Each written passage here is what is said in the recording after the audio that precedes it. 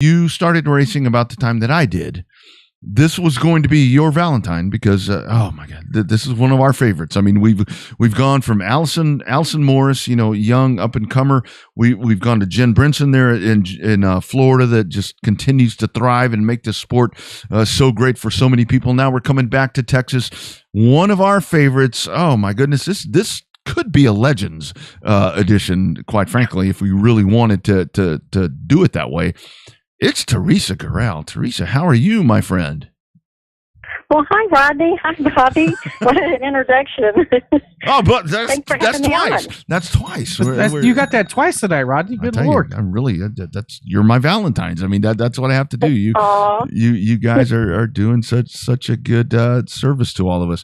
Teresa, before we dive into you, let's talk about that damn Enduro. Man, I thought your hubby was going to win that or get second. Man, those guys were on a great run. Oh, my, what a heartbreaker. We're both kicking ourselves for what happened and really wanting both Don and Tommy to finish up front, and they were on track to do it so close, and it didn't happen. We all, it's a team effort, and I kind of kicked myself because I think I cost him also, and he pushed it a little harder than he should have probably at that point, but he really didn't know where he was at that point in time. So, yeah, it was a heartbreaker. Yeah. So, Teresa, I know you may not be watching the Facebook feed right now, but Rodney found a really good old school classic picture of you standing in front of the. Where did you get that? Yeah, that's old school right there, isn't it? I stalk people, Teresa. I know I know things about you that you probably don't know about yourself. Oh no. So, Teresa, let's talk about that. How did you get into racing? We want to know like the full story. Like, we want to know about the hot air balloon stuff that you used to do. Oh my gosh. Well, I grew up in racing family. My dad raced sprint cars, and I was 9 days old when I went to my first race. So. My dad raced up in Missouri. That's where I'm from. And, he raced sprint cars all around the four-state area there. That's why I'm such a big Kenny Schrader fan.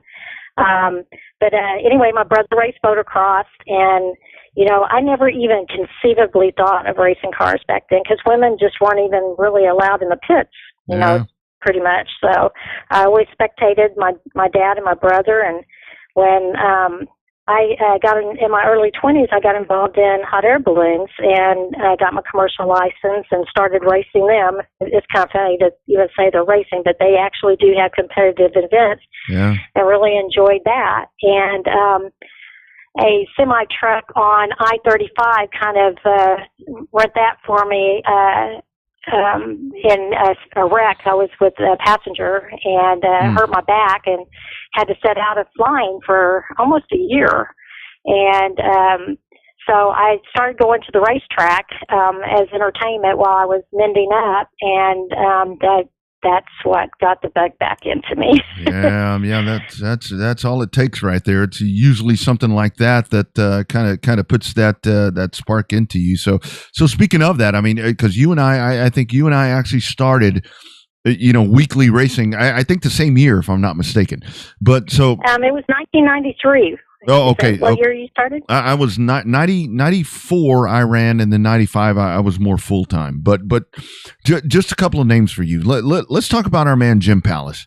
I mean, that's a guy I know that there's a tie there for you. Talk about that guy. And, he doesn't get a lot of mention sometimes, but, man, he has helped so many of us. Oh, yes. He ran, that parts dealership down there in South Austin, and Wesley is the one that helped me, Wesley Brown, also with building my first car.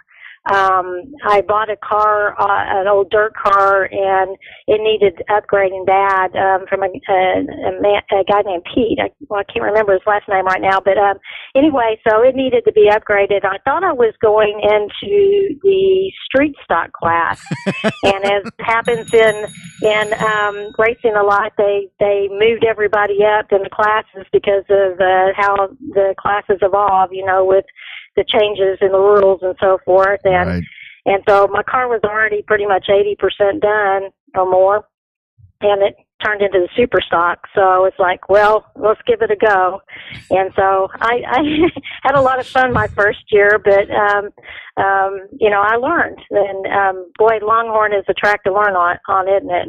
Oh my God, the best place. It was always said if you could drive on that track, you could drive anywhere, right?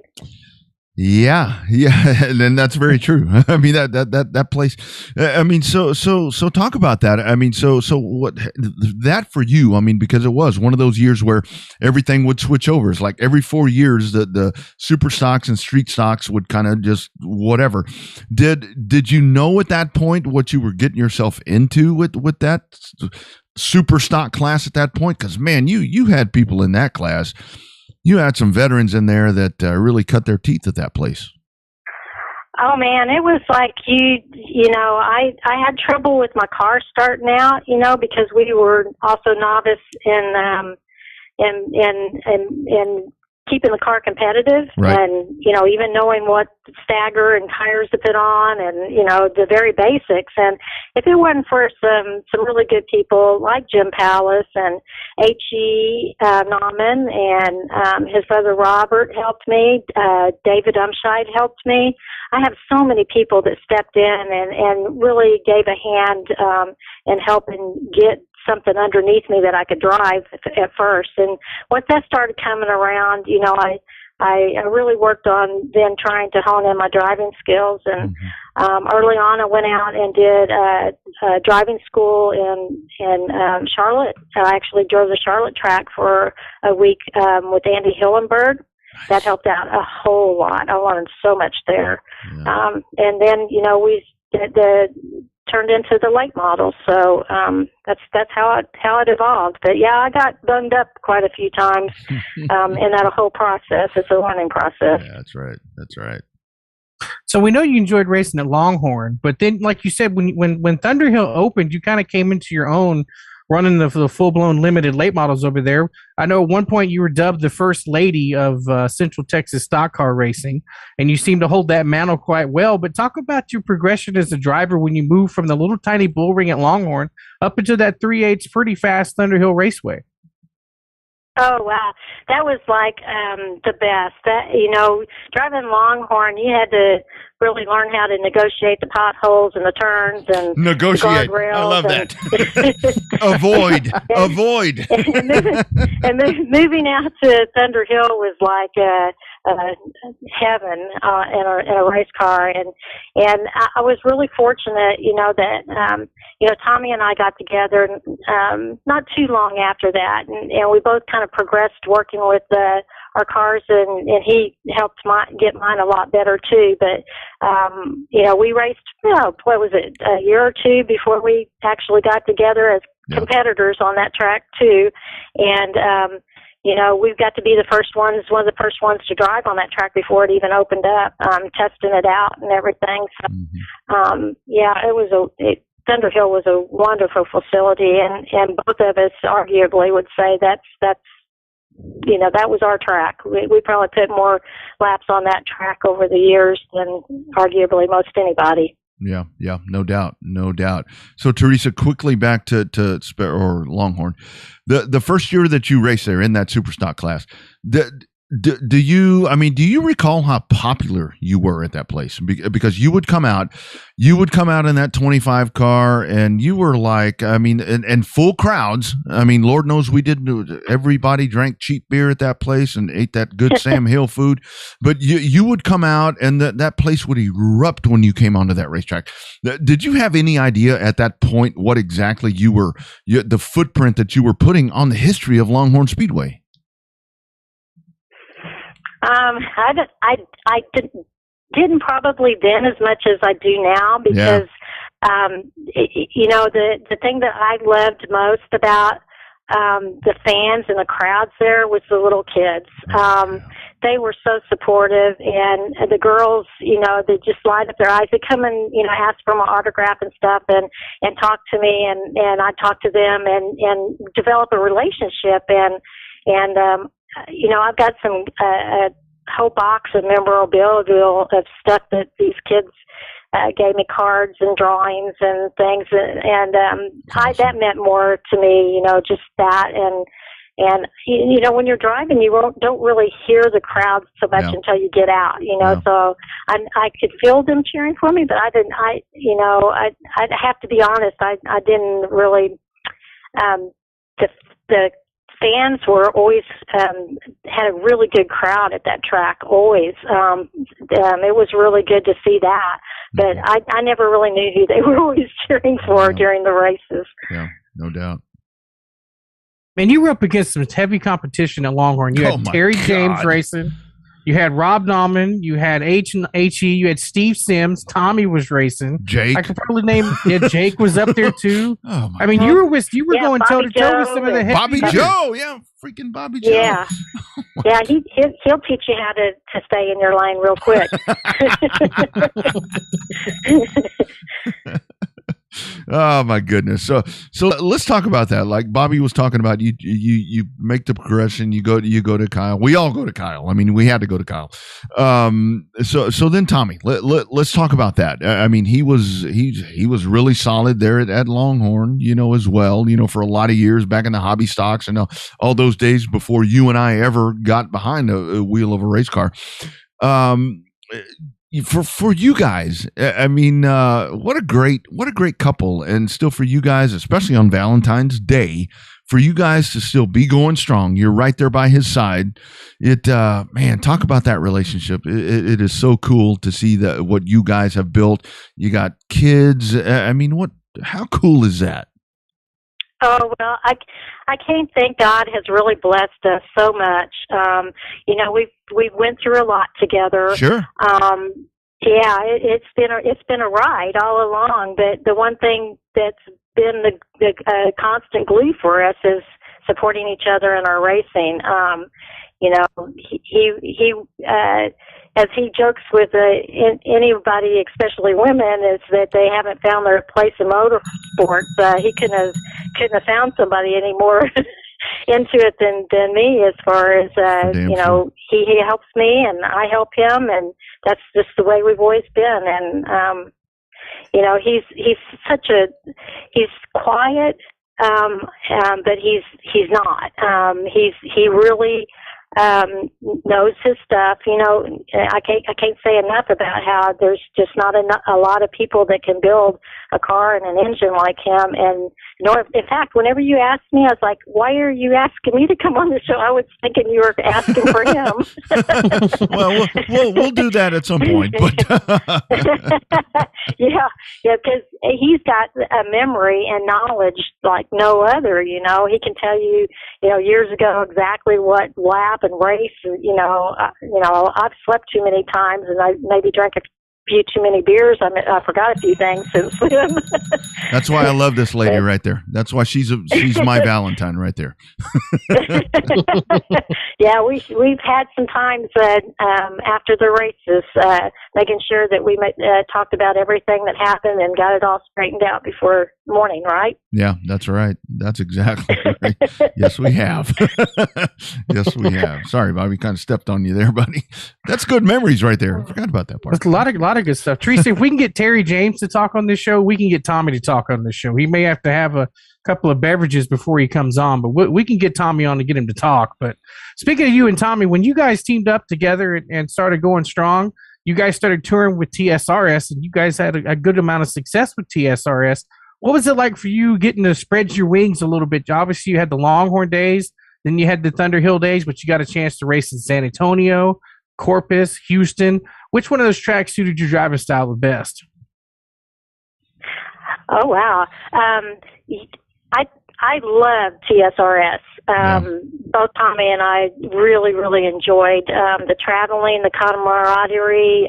Marianne had just a wonderful thing going there. We all really enjoyed it. And going to the different tracks was a really good learning experience. San Antonio, we went there for some special races, like the October race that they had there, that really didn't race there a whole bunch. But that one will get your attention. I know, Rodney, you know that one really well. Unfortunately, yes, I know it very well. Yeah. Corpus. That was fun to race there too. One of the ones that surprised me was Texas World Speedway. It was a lot of fun to race when we did the road courses. We did a road course there and at Texas Motor Speedway, as well. That was very fun. And Houston. I had some really good finishes in Houston. I like that track too. So yeah, we enjoyed the traveling and there was a lot of fun memories and a lot of good races and we really enjoyed that. Yeah. So dial it back. I mean, the first win. I mean, you win that first feature race, and it was one where, like so many people that we've talked to, we had Allison Morris on. She's been so close, and you were that way. Also, you were just so damn close, so many times, and whatever would happen, and it just wouldn't happen. Then you get it. Do you remember that moment when you notched that main event win, and it's like, oh, the monkey off my back, finally? Oh yeah, that's exactly what it feels like. Yeah. You just can taste it, when it gets that close, and Tommy's experiencing that in these enduro races. It is just a challenge because everything has to line up. Your prep on the car, the crew has to be there. When we were spotting, that has a lot, helps a lot in those kind of races, especially with the late models. But, my first win was at Longhorn. Yeah. And, I had a couple of them taken away from me at the very end. That's right. So I was really, really determined to win that first race. And so, yeah, it was quite the experience. As my mom would say, you can pull the smile off my face with a tractor, I was just so happy. That's awesome. I love that. Teresa, can we add you to the list of people that's been DQ'd by Jack Sandifer? Do you ever have a run-in with Jack over the years? Ooh, I've been in the tech shed a few times, and I got really close one time. Well, actually twice, but no, I have never been DQ'd. Oh well. Yeah, well, that's okay. No, that's good. I mean, that's really good. I mean, but and that's nothing to be ashamed of. That is nothing to be ashamed of. So let's talk about. So all this happens, and unfortunately, like we talk about on here all the time, asphalt goes away, and dirt is what we have in Texas. I mean, your thoughts on that? I think I'm just a gut feeling. I think you were probably one of the ones where you were like, I'm not too sure about this, but it's all we had. The transition for you, I mean, whether it be not just as a competitor, but as Tommy's wife, your thoughts on all of that. I mean, Marianne made it easier for so many people to make that transition. Well, actually, it wasn't. I had been racing the sport mod on asphalt at Thunder Hill before it shut down. Forgot about that. And I basically should have won the championship in 2012, I believe. Yep. Only because we had a drop-over race, and I was the only one that ran every race that season, so I had to actually deduct points, but I was leading that, and so I came in second in the championship in the sports mods. And so when the track shut down, I did race my sport mod on dirt at Texas Thunder in Killeen when that track was open. Yeah. And then the car just wasn't competitive. It needed to be. It was rebuilt by Tommy a couple of times trying to improve it, but it was just too heavy and wasn't competitive. So I was very thankful for having that car to cut my teeth on dirt because that's what it is. I drove that car that my brother got from Terry Turner. Yeah. Several times at Cotton Bowl, and then he bought it and started racing it. And Tommy's been working on a car for me for a while, and it just kind of keeps getting shoveled to the side.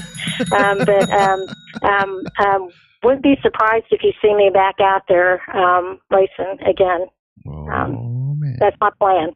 You heard it here first. You heard Sorry, it where's here the first. breaking news sounder? Yeah. Hold on. Stand by, Teresa. Stand by 1 second.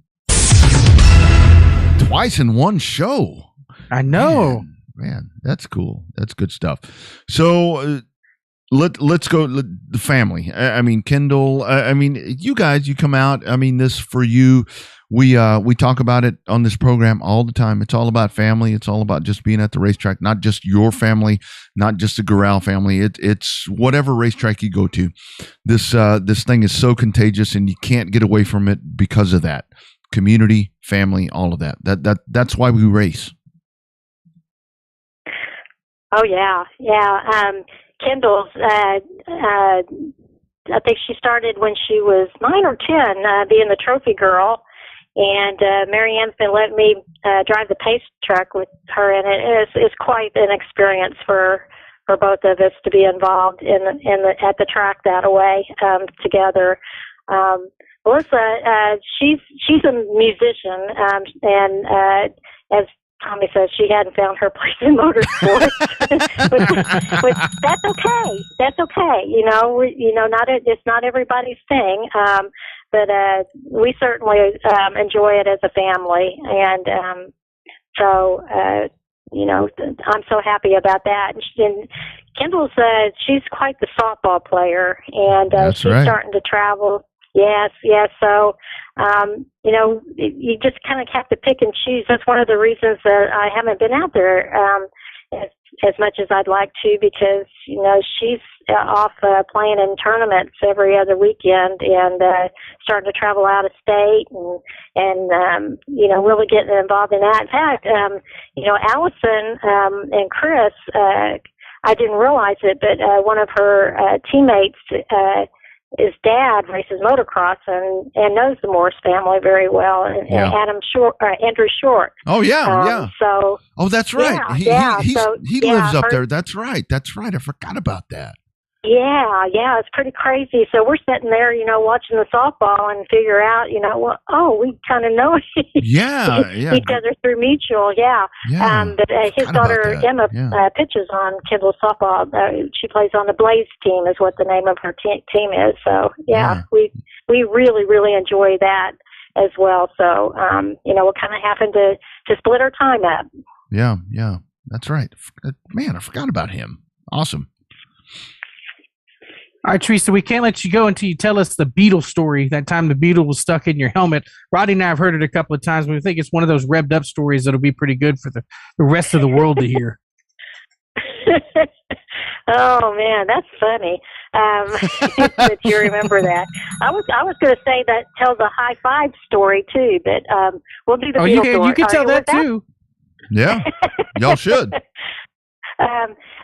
No, we were doing out-of-car introductions at Thunder Hill one night for one of the TSRS late model races, and it was later in the evening. It was dark, and how the lights are and everything. And I had my helmet hanging in my car, and we get in to start the race, and I put my helmet on.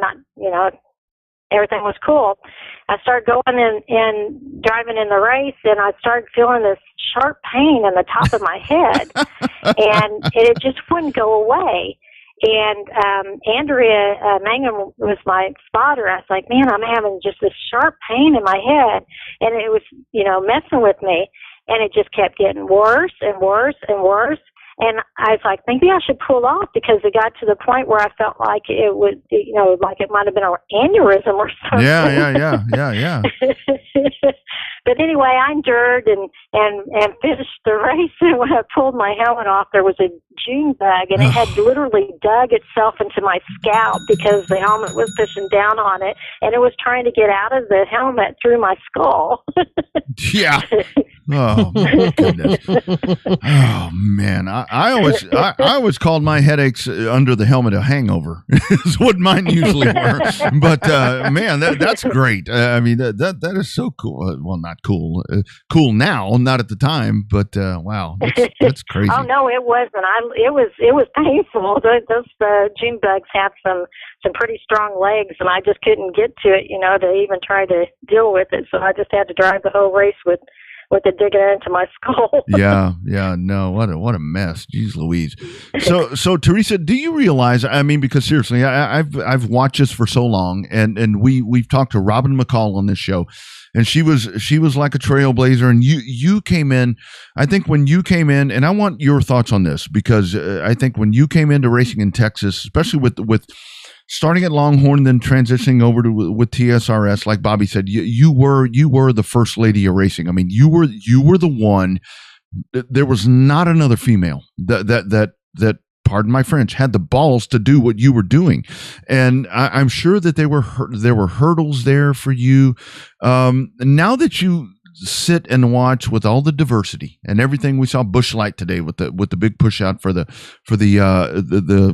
very accomplished female racers, you were one that, I mean, you were doing this way before it was what it is now. I mean, do you look at that and say, I really was a badass, and still am, by the way? Oh wow, I knew that I was, of course, out frontiering it in a way that there wasn't really, there, and this is another softball family thing, but we had Charlie Turner. Oh, that's right. Was racing late models too back then, but that's right. I started she was quite young, and I started before her, of course. But so there were some girls getting started, and I really enjoyed seeing that. I wanted to race the women's. In fact, when they would have an all-women race, they wouldn't let me race because they were really strict about, if you raced a certain class, you couldn't drop down and race a lower class car. Yeah. So that I never was allowed to race in the women's racing. So when there were girls starting to race, and I always admired Robin, but I never got to race against her, or with her, I should say. But I really enjoyed it whenever I did get to see, another woman out there racing. Yeah, Charlie Turner. Charlie Jansky now. I forgot about that. Yeah. Yes. Her daughters are playing select softball too. That's what I was going to say. Country. That's what I was going to say. You have that tie right there with her. Yeah. So, but yeah, I'm going to just kind of say I didn't really, that wasn't my deal. I loved racing. I wanted to compete. I was a driver, and I wanted to be treated like another driver, not get special treatment in any way or form. I wanted to win on an Steven playing field, and so, I think my competitors admired that once they got to know me. I know there were some, that would come in not knowing that, but then, once you get your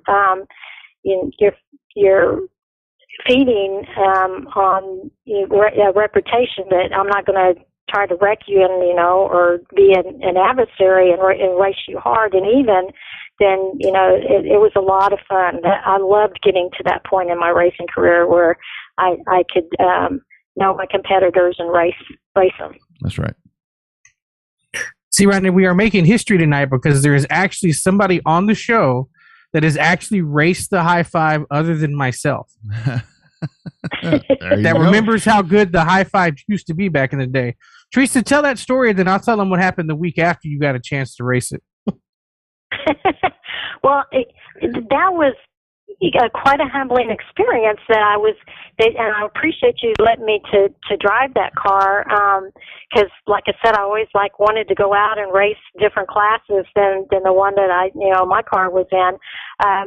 But it was, I thought I had it all under control. It would be easy because I was dropping down. For sure. But, I was used to a rear wheel drive car, with a lot of power, and, the, brakes were, manual and power steering. Well, getting into a front wheel drive car, yeah, with manual steering and power brakes, right. Quite the humbling experience the first turn I went into, because I didn't have any hot laps or anything. I just jumped in it after racing a heat race in my late model and went and strapped into that car and went out and raced it. Yeah. That first turn was like, whoa! Yeah. I bet. After that, I don't even think I used the brakes after that, because it's like, this is crazy, because they were so power brakes. Yeah. It's so funny, Teresa, speaking of that, it wasn't until like 1999, I think, when Dad finally gave me power steering. I mean, all those years of racing at Speedorama and that big old Nova I had, it was all manual. And I think the first year at Kyle, it was manual. And then we rigged one, or he rigged one up, and I'm like, oh my God, I'm like Boss Hog over here driving this thing. Yeah. That I've started out manual steering too in that car that you're showing a picture of in that Cutlass, and that was part of my somebody turned me on. You need to be driving a power steering car, because I was all of about 95, 98 pounds back then, and it didn't take There were people, I won't mention any names, that would literally come up and turn their wheel into your front wheel, and you lost the steering wheel. Yeah, that's right. And they were that away. I mean, there were several drivers that knocked the steering wheel out of my hands repeatedly. Yeah. And it wasn't until I got power steering and actually got the ability to hang on to the wheel that I started getting better. Yeah.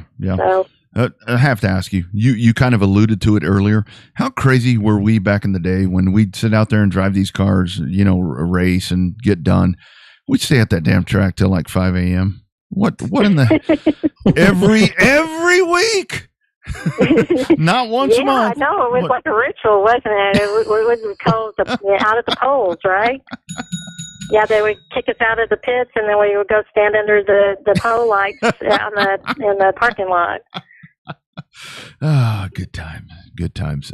So the plan moving forward, obviously, Tommy, back at it again, enduro there. Hopefully we get to see you on the track. What all's in store for you guys? Man, those are crazy days.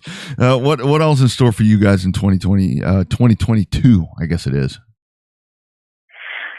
Well, like I said, I think it's going to be a little bit of a different year. Tommy's, raced his street stock, and he's just completed his 4th championship, and that's amazing. And so he loves these enduro races. And I'm sure he's going to race whenever he can.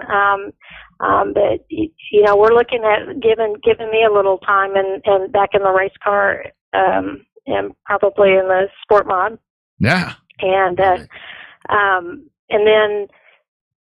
every other weekend we're going to be at a softball field somewhere around with our daughter. So it's not going to be a full-time thing, and we're going to spread it out. Sure. No, I get it. I know that's what's important. I mean, that really is what's important. Yeah, we don't get this time back, and she's really got her thing going now, and we're so proud of her and want to give her the opportunity to, if she wants to go on and be all up to college level, sure. We're going to be supportive of her as well. Yeah, love it. That's good stuff. This has been fun. These good memories. I've I've enjoyed talking with y'all, and be sure and tell your dad, Rodney, Benny, I love your dad. He's such a great guy. He's a good dude. Yeah, he's a good dude. Tell him I said hi. I will. I certainly will. Thanks for jumping on. And no, I don't want to talk to Tommy. We wanted to talk to you. You're the Valentine, not him. Well, it's been great fun. I really, really enjoyed it. Absolutely. Thank you. Thank you for taking time out of your evening to be a part of this. And I'm sure I'm going to see you pretty soon. I can't wait. All right. Take care. See you, Teresa. All right, have a good one. Happy Valentine's Day. You bet. You too. Take care. Okay. Bye-bye. All right. Bye. Remember when she first came on? We keep posting this picture up, and it was, I mean, when she would like roll out over there at Speedorama, you know, the folks loved it. I mean, she would come out, and she was, dude, like we were talking about her. You were talking about that. It was Bobby Joe, Jake Wallace, Keith Sandifer, who Sandifer was in there. Just had a birthday. I mean, all these guys, and she was. She had her bumps and bruises because like she was talking about, I think she had driven, we didn't ask her this, but I think she had driven like the equivalent of a Grand Stock maybe once and then jumped into that thing and